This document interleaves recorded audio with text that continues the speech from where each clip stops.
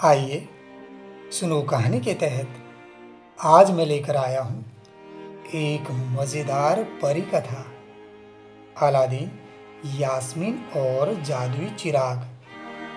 वाचन स्वर मेरा यानी सेन निलय।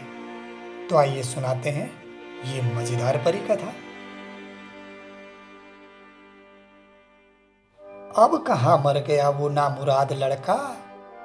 अलादीन की माँ बड़बड़ाई और उसके सूत काटते हाथ रुक गए। घर में खाने के लिए दाना नहीं और मैं ही हूँ दिन रात खटकती रहती हूँ कि कैसे हम दोनों के पेट भरने का जुगाड़ हो। और वो बुढ़िया ने अलादीन को कोसा और अलादीन बगदाद शहर की बाजार के दूसरे किनारे अपने ही सरीखे आवारा दोस्तों के साथ बैठा पुदीने की चाय की चुस्कियां ले रहा था और लड़ा रहा था गप्पे। सभी दोस्तों में अलादीन था भी सबसे ज्यादा शरारती और काम करने में एकदम सुस्त। काम करते तो नानी मरती थी उसकी। कभी उसने अपनी माँ का हाथ बटाने का कष्ट नहीं किया था। गप्पे लड़ाते एक दोस्त ने कहा, सुन ले अलादीन, कल चाय पिलाने की बारी तेरी है, कोई बहाना नहीं चलेगा। सड़क के दूसरी ओर एक जगह छिपकर सांवले रंग का एक अजनबी चाय की दुकान पर नजर रखे था। लड़कों की बातें सुन वह बुदबुदाया, आहा, अगर यह लड़का अलादीन है तो मेरा काम बन गया। लंबी तलाश खत्म हुई। फिर वह अंधेरे में खड़ा रहा, घूरता रहा और इंतजार करता रहा। आखिर लड़कों की महफिल विसर्जित हुई और जैसे ही अलादीन उसके पास से गुजरा, वह अजनबी उसे टोक कर बोला, मेरे प्यारे अलादीन, जिगर के टुकड़े, मैं तुम्हारा चाचा अबंजार। बेहद लंबी यात्रा के बाद अपने घर बगदाद लौटा हूँ बेटे। तुम्हें देखकर तो मेरी खुशी का ठिकाना नहीं रहा बेटे। वह अजनबी आंखों में खुशी के झूठे आंसू लेकर बोला, वास्तव में वह अजनबी चचा वचा कोई नहीं बल्कि एक दुष्ट जादूगर था। काफी पहले अपने जादुई करिश्मों के बल पर उसने पता लगा लिया था कि बगदाद के निकट तिलस्मी गुफा में एक रहस्यमय चिराग रखा है जिसमें है दुनिया की सबसे शक्तिशाली जिन्न को पैदा करने की जादुई शक्ति। उसने यह भी पता लगा लिया था कि उस चिराग को केवल एक विशेष बालक ही उठाकर ला सकता है और उसका नाम है अलादीन। इस बात से बेखबर अलादीन खुशी खुशी अपने तथाकथित चाचा अर्थात जादूगर को लेकर घर पहुंचा। हालांकि उसकी मां ने कभी विदेश गए चाचे का जिक्र नहीं किया था, लेकिन अपनी चिकनी चुपड़ी बातों से जादूगर ने अलादीन की मां को भी अपने वश में कर लिया और वे सोने चांदी और मोतियों के महंगे उपहारों को देखकर उस पर विश्वास कर गईं। जादूगर की धड़कनें तेज हो गईं। शिकार जाल में फंस रहा था। बोला, तो तुझे मेरी मदद करनी होगी पहले बेटे। अलादीन कुछ समझा नहीं। जादूगर ने कहा, कुछ लकड़ियां लाकर यहां आग जलाओ बेटे। आग जल गई तो जादूगर ने मंत्र पढ़कर उसमें कुछ फेंका। आग भभक उठी। एक जोरदार धमाका हुआ और पैरों तले की धरती हिल उठी। रेत हवा में बिखर गई। वहां अब पत्थर का एक बड़ा चकोर टुकड़ा नजर आ रहा था। पत्थर उठाओ बेटे, जादूगर ने कहा। नीचे एक गुफा मिलेगी, अंदर एक रखा पीतल का चिराग मिलेगा जिससे गुफा रोशन हो रही होगी। बस तुम उसी को लाकर मुझे दोगे, फिर मैं तुम्हारी दुकान खुलवाऊंगा बेटे। अलादीन ने सिर हिलाकर हामी भरी और पत्थर पकड़ लिया। पत्थर आश्चर्यजनक रूप से हट गया। 4-5 सीढ़ी नीचे उतरकर गुफा आरंभ होती थी। एक नजर जादूगर पर डाल अलादीन नीचे उतर गया। दूर से ही उसे चिराग नजर आ गया। वह चलकर उस तक पहुंचा और धूल जमे उस चिराग को उठा लिया। पर हैरानी की बात यह थी कि चिराग जल नहीं रहा था। पर उसके कारण गुफा में धुंधला प्रकाश था।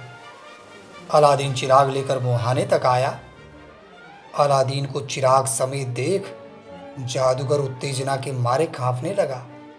वह चिल्लाया, लाला लड़के, ला चिराग मुझे दे दे, ला जल्दी दे दे बेटे। जादूगर हाथ नीचे डाल अंदर ही चिराग झपटने की कोशिश कर रहा था। अलादीन का माथा ठनका, वह पीछे हट गया। यह देख जादूगर अपशब्द कहने लगा। क्रोध में भभकते हुए उसने आग में कुछ फूंका और फिर एक धमाका हुआ और गुफा का मुहाना पत्थर से ढक गया। अब अलादीन अंदर कैद था। उसने एक निराश निगाह चिराग पर डाली। कुछ और उजाला पाने के लिए उसने कमीज की बाह से चिराग पर जमी मिट्टी साफ करनी चाही। चिराग पर रगड़ पड़ते ही एक प्रकाश फैला, भक, और एक विशाल जिन्न उसके सामने आ प्रकट हुआ। मैं आपका गुलाम, क्या हुक्म है मेरे आका? अलादीन हकलाकर डरे स्वर में बोला, मुझे मेरी माँ के पास घर पहुंचा दो मेरे गुलाम। जो हुक्म मेरे आका। जिन्न की आवाज़ गूंजी। फिर एक प्रकाश भक्क से फैला और दूसरे क्षण अलादीन को माँ की आवाज़ सुनाई दी। कौन है? आ गया तू अलादीन? जब ज़रूरत होती है तब तेरा पता नहीं। अलादीन दौड़कर माँ से लिपट गया और फिर नकली चाचे की कारस्तानी उसे सुनाई। फिर दोनों ने राहत की सांस ली। वर्ष गुजरते गए।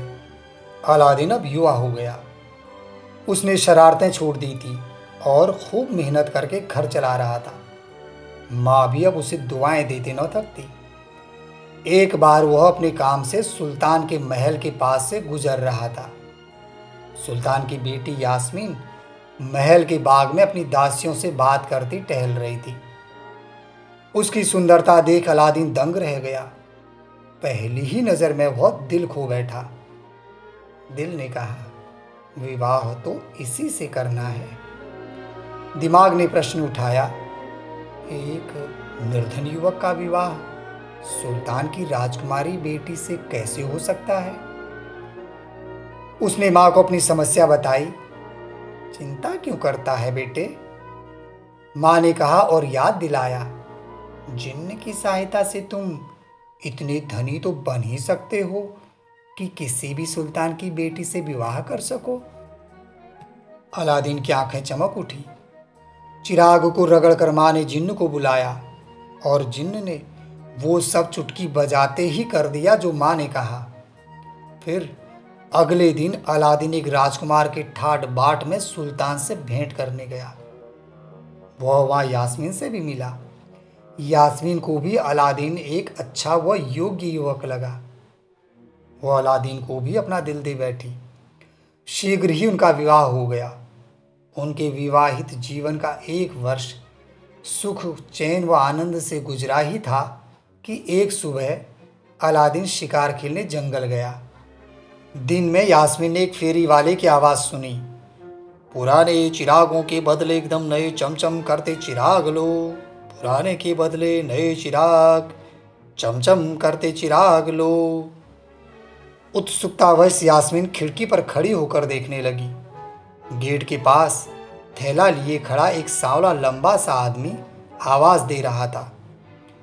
यह वही दुष्ट जादूगर अबंजार था, लेकिन उसकी कारस्तानियों का यास्मीन को क्या पता।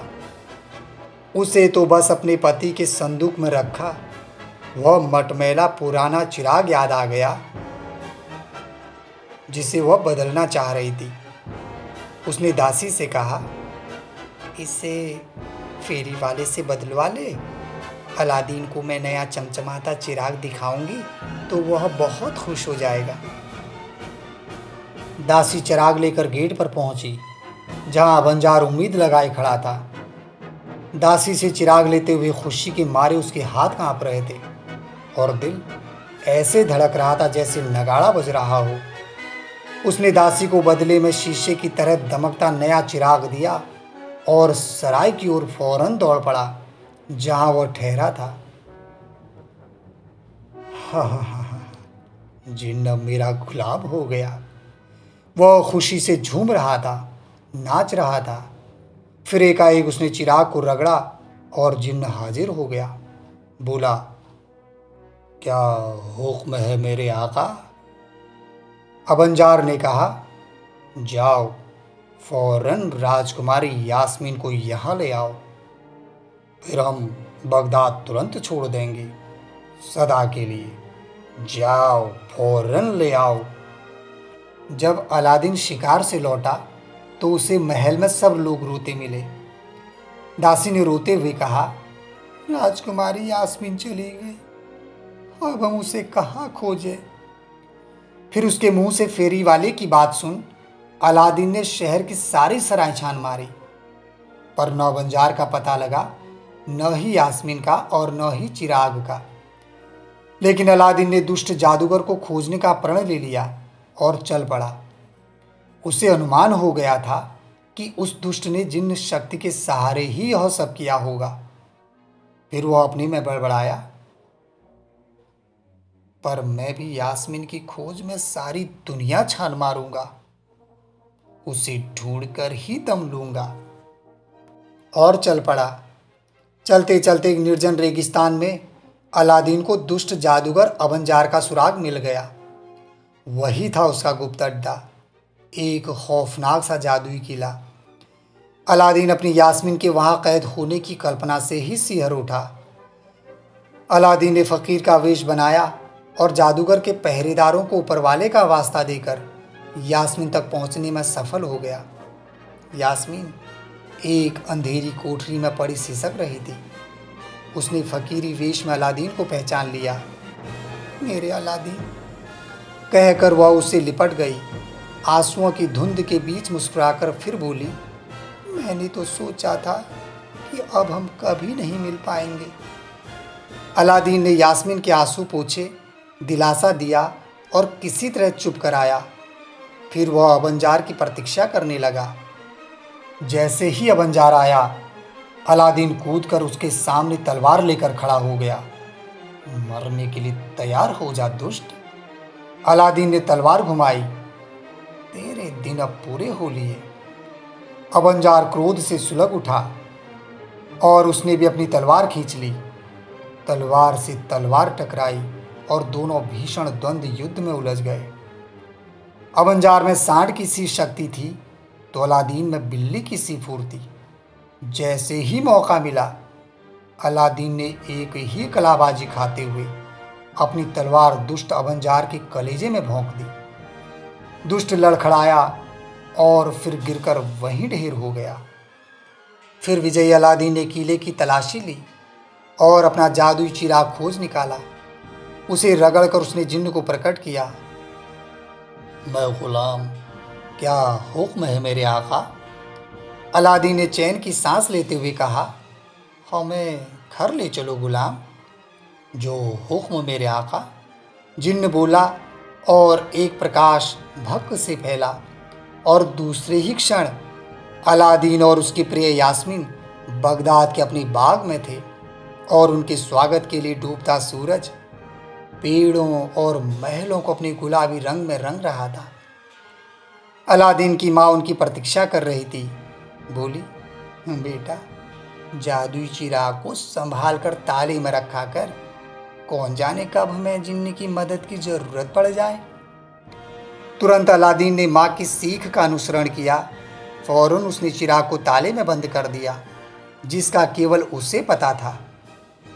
उसकी प्रिय यास्मीन सुख से उसके साथ रहने लगी और फिर उसने अपने जीवन में कभी फेरी वालों की आवाज़ों पर ध्यान नहीं दिया।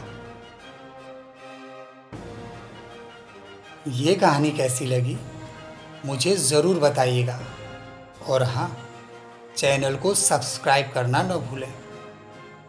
तो फिर मिलते हैं एक नई कहानी के साथ बहुत जल्द। धन्यवाद।